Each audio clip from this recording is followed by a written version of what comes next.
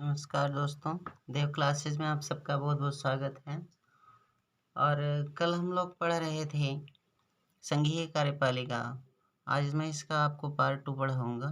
ठीक है, कल हम लोगों ने पढ़ा था कि राष्ट्रपति का वर्णन किस अनुच्छेद में है, उसका पद की क्या-क्या योग्यताएँ हैं, उसके लिए जो है कितने-कितने मतदाताओं द्वारा उसे प्रस्तावित व अनुमोदित होना चाहिए राष्ट्रपति चुनाव लड़ने के लिए, और राष्ट्रपति पद के लिए ज़मानत की राशि कितना है, कितना मत प्राप्त न होने पर राष्ट्रपति की ज़मानत राशि जब्त हो जाती है, क्या वह राष्ट्रपति संसद का सदस्य हो सकता है, राष्ट्रपति के निर्वाचक मंडल में कौन कौन शामिल होते हैं। इतनी चीज़ों को हम कल पढ़े थे। उसके आगे आइए अब उसी में वे में अपनी पढ़ाई को आगे बढ़ाते हुए हम लोग देखते हैं। तो आज का पहला क्वेश्चन हमारे समक्ष क्या है, राष्ट्रपति के निर्वाचन कैसे होता है। तो राष्ट्रपति का चुनाव, आपको ध्यान रखना है कि राष्ट्रपति का चुनाव अप्रत्यक्ष निर्वाचन प्रणाली द्वारा किया जाता है। अनुच्छेद 55 में राष्ट्रपति के निर्वाचन की विधि दी गई है। अनुच्छेद 55 के अनुसार राष्ट्रपति का निर्वाचन आनुपातिक प्रतिनिधित्व पद्धति के द्वारा एकल संक्रमणीय मध्य प्रणाली द्वारा होगा। इसका मतलब क्या होता है दोस्तों, जैसे समझिए कि राष्ट्रपति के चुनाव में अगर 3 उम्मीदवार हैं तो प्रत्येक मतदाता तीनों को मत देगा। ठीक है, प्रथम वरीयता, द्वितीय वरीयता और तृतीय वरीयता के आधार पर। ठीक, इसी को क्या कहा जाता है, एकल संक्रमणीय मत पद्धति। और ऐसे निर्वाचन में मतदान गुप्त होगा। राष्ट्रपति का कार्यकाल, नेक्स्ट क्वेश्चन क्या है, राष्ट्रपति का कार्यकाल कितने वर्ष का होता है। तो राष्ट्रपति अनुच्छेद 56 के अनुसार राष्ट्रपति पद ग्रहण की तिथि से 5 वर्ष की अवधि तक अपना पद धारण करता है। ठीक है, किंतु वह कभी भी अपना पद त्याग सकता है। वह अपना त्यागपत्र उपराष्ट्रपति को सौंपता है। ठीक, राष्ट्रपति क्या करता है, उपराष्ट्रपति को देता है, और उपराष्ट्रपति किसे अपना त्याग पत्र देता है, राष्ट्रपति को। इसके अलावा क्या होता है, राष्ट्रपति को संविधान का अतिक्रमण करने पर अनुच्छेद 61 के तहत महाभियोग की प्रक्रिया के द्वारा हटाया जा सकता है। तो अनुच्छेद 61 के तहत पूछता है राष्ट्रपति पर महाभियोग किस अनुच्छेद के तहत लगाया जाता है। तो अनुच्छेद 61 के तहत उस पर महाभियोग लगाया जाता है और उसे अपने पद से हटाया जाएगा, लेकिन संसद के दोनों सदनों में 2/3 बहुमत से यह पारित होना चाहिए। ठीक है, तो आगे देखते हैं।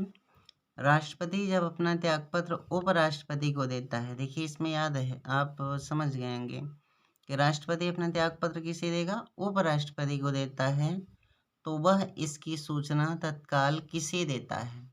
तो राष्ट्रपति उपराष्ट्रपति इसकी सूचना किसे देगा, लोकसभा अध्यक्ष को। ठीक है, आगे देखते हैं किस अनुच्छेद में कहा गया है कि राष्ट्रपति की पदावधि के पूर्व ही उसका चुनाव करा लिया जाएगा। अनुच्छेद 62 में ऐसा कहा गया है। राष्ट्रपति पर अनुच्छेद 61 के तहत महाभियोग लगाया जाता है। यह कैसी प्रक्रिया है। अब आइए महाभियोग पर एक अच्छी तरह से हम लोग ज्ञान करते हैं और बात करते हैं क्या है महाभियोग और कैसे होता है। तो राष्ट्रपति पर महाभियोग की प्रक्रिया अनुच्छेद 61 में दी गई है। कहाँ दिया गया है, अनुच्छेद 61 में। यह एक अर्ध न्यायिक प्रक्रिया है, और यही पूछ रहा था कि कैसी प्रक्रिया है। ठीक है, तो याद रखना है ये क्या है, एक अर्ध न्यायिक प्रक्रिया है। महाभियोग का प्रस्ताव संसद के किसी भी सदन में प्रस्तुत किया जा सकता है। इस प्रस्ताव की सूचना राष्ट्रपति को 14 दिन पूर्व प्राप्त होनी चाहिए, माने उसे बता दिया जाता है कि आपके ऊपर ऐसा कार्य होने वाला है। और प्रस्ताव की सूचना पर कम से कम 1/4 सदस्यों का हस्ताक्षर होना चाहिए। मतलब 1/4, जिसे अगर मान लो 250 संख्या है, उस पर कम से कम आप कह सकते हैं कि 60 या 62 सदस्यों का हस्ताक्षर होना चाहिए। ठीक है, अगर 250 सदस्य हैं तो मतलब 1/4। यदि उस सदन में 2/3 यदि उस सदन में वह 2/3 बहुमत से समस्त सदस्यों के बहुमत से पास हो जाता है तो उसे दूसरे सदन में भेज दिया जाता है। ठीक है, इसके बाद नेक्स्ट पॉइंट हमें ध्यान रखना है कि राष्ट्रपति को स्वयं या अपने प्रतिनिधि के माध्यम से स्पष्टीकरण देना होता है। राष्ट्रपति को भी अपना पक्ष रखने का मौका दिया जाता है, चाहे वह स्वयं उसका स्पष्टीकरण दे या अपने प्रतिनिधि के माध्यम से उसका स्पष्टीकरण देता है। प्रथम सदन की भांति दूसरे सदन से भी 2/3 बहुमत से पारित होने पर राष्ट्रपति को अपना पद छोड़ना पड़ता है। इसी प्रक्रिया को हम क्या कहते हैं? महाभियोग की प्रक्रिया। अब आइए दोस्तों देखते हैं कि राष्ट्रपति के चुनाव संबंधी विवाद का विनिश्चय कौन करता है। मान लीजिए कि राष्ट्रपति के चुनाव में कोई विवाद हो गया तो उसका निर्णय कौन करेगा? तो अनुच्छेद 71 में कहा गया है कि राष्ट्रपति और उपराष्ट्रपति के चुनाव संबंधी का विवादों का विनिश्चय उच्चतम न्यायालय द्वारा किया जाएगा। ठीक है, और उसका निर्णय क्या होगा? अंतिम होगा। फिर हम बात करेंगे कि राष्ट्रपति को संविधान में कौन कौन सी व्यापक शक्तियां दी गई हैं। जैसे राष्ट्रपति की शक्तियों के बारे में अगर बात करें तो हम देखेंगे कि उसे कम से कम 7-8 प्रकार की शक्तियां दी गई हैं। तो प्रश्न क्या है? संविधान में कौन कौन सी व्यापक शक्तियां राष्ट्रपति को दी गई हैं? तो संविधान द्वारा राष्ट्रपति को व्यापक शक्तियां प्रदान की गई हैं। ये कौन सी हैं?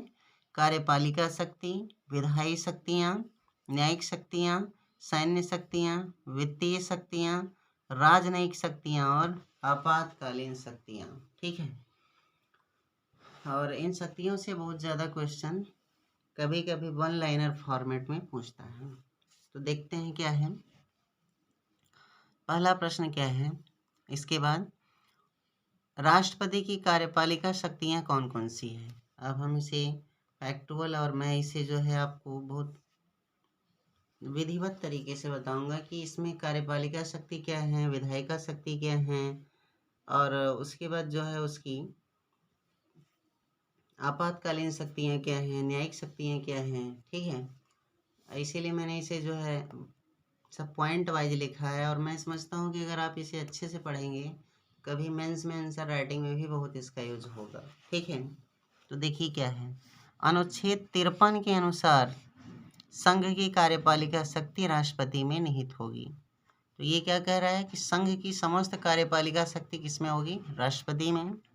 इसका प्रयोग संविधान के अनुसार स्वयं या अपने अधीनस्थ प्राधिकारियों के माध्यम से करेगा। यह किसमें कहा गया है? अनुच्छेद 53(1) में। राष्ट्रपति को पहला पॉइंट देखिए, राष्ट्रपति को संघ के मामलों में सूचना प्राप्त करने का अधिकार है। अनुच्छेद 78 के अनुसार ऐसा कहा गया है। माने वह राष्ट्रपति क्या करेगा? प्रधानमंत्री से कोई भी सूचना मांगेगा और प्रधानमंत्री का कर्तव्य होगा कि उसे वह सूचना दे। ठीक है, और इसका मतलब यह इसका क्या हो गया? अधिकार। दूसरा, प्रधानमंत्री का यह कर्तव्य है कि वह उन सभी निर्णयों और प्रशासन संबंधी मामलों की सूचना दे जिसके बारे में राष्ट्रपति द्वारा सूचना मांगी जाए। यही मैंने आपको समझाया भी। नेक्स्ट पॉइंट, अनुच्छेद 74 के तहत राष्ट्रपति अपनी कार्यपालिका शक्ति के प्रयोग में सलाह देने के लिए एक मंत्रिपरिषद का गठन करता है और इस मंत्रिपरिषद का प्रधान कौन होगा? प्रधानमंत्री। तो ये 74 के तहत उसको अधिकार दिया गया है। नेक्स्ट पॉइंट, राष्ट्रपति भारत के प्रधानमंत्री सहित अन्य प्रमुख पदाधिकारियों की नियुक्ति करता है तथा प्रत्येक मंत्री राष्ट्रपति के प्रसाद पर्यंत अपने पद को धारण करता है। ये बात बहुत इम्पोर्टेंट है, इसको ध्यान रखना है, ठीक है। क्योंकि कभी कभी कुछ लोगों के माइंड में चलता है कि प्रत्येक मंत्री प्रधानमंत्री के प्रसाद पर्यंत पद धारण करता है, लेकिन वास्तव में ऐसा नहीं है।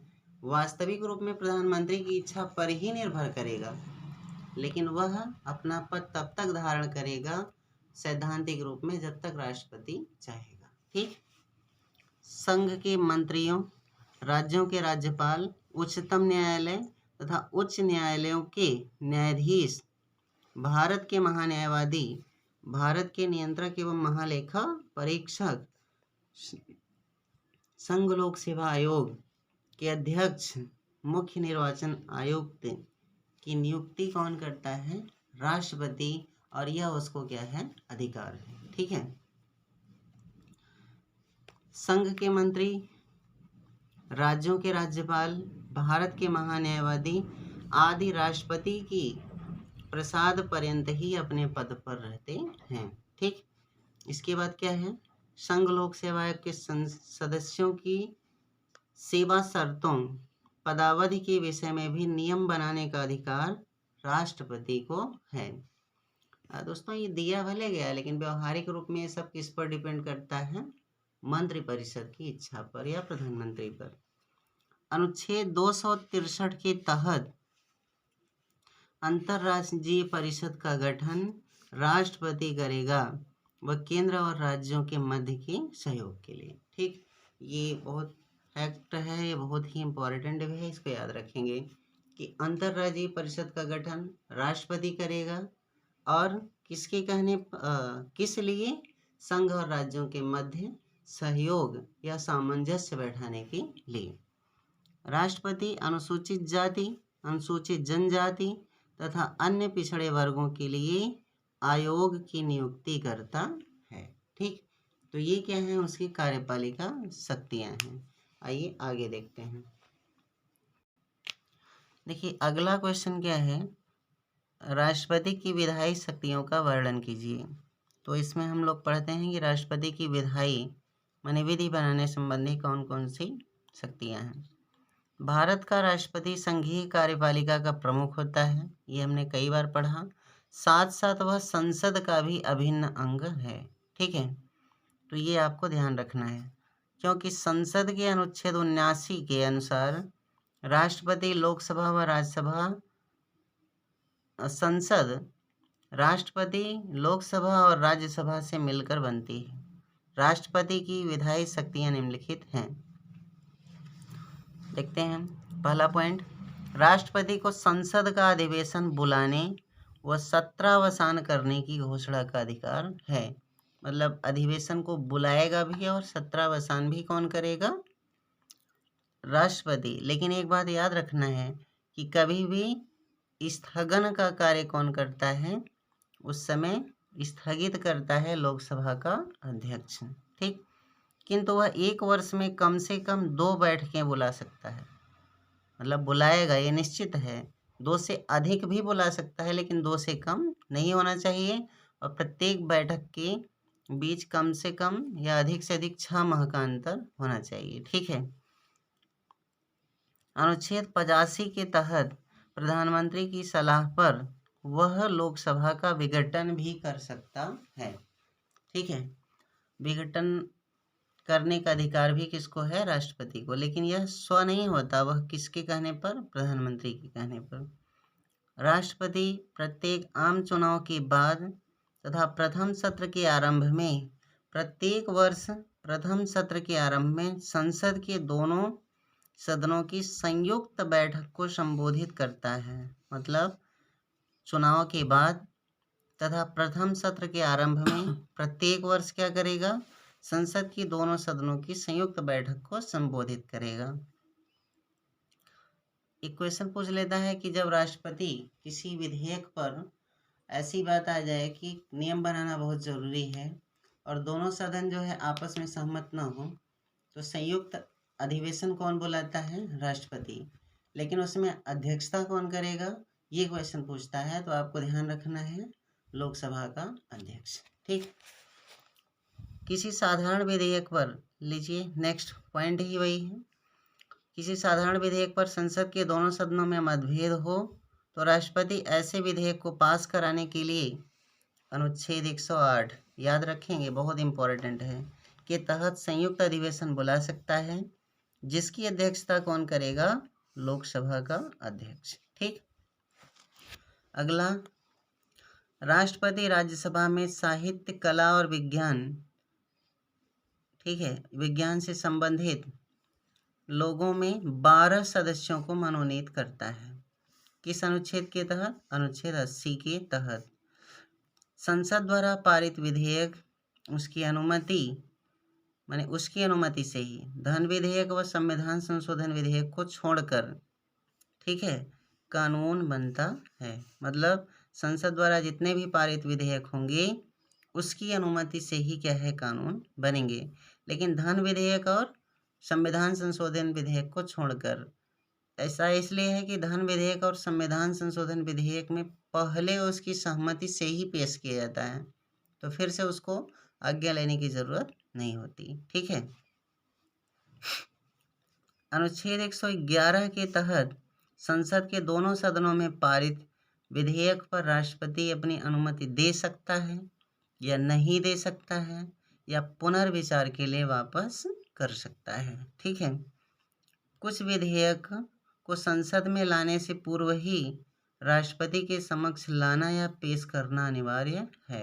जैसे धन विधेयक अनुच्छेद 110 के तहत, मैंने भी ऊपर बताया भी, किसी नए राज्य के निर्माण या क्षेत्र सीमा में परिवर्तन करने संबंधित, भारत की संचित निधि से संबंधित विधेयक या भूमि अधिग्रहण से संबंधित विधेयक, व्यापार की स्वतंत्रता सीमित करने वाला विधेयक व कराधान से संबंधित विधेयक जिससे राज्य प्रभावित हो। इन्हें पारित करने के पहले ही या पेश करने के पहले ही इन्हें क्या है?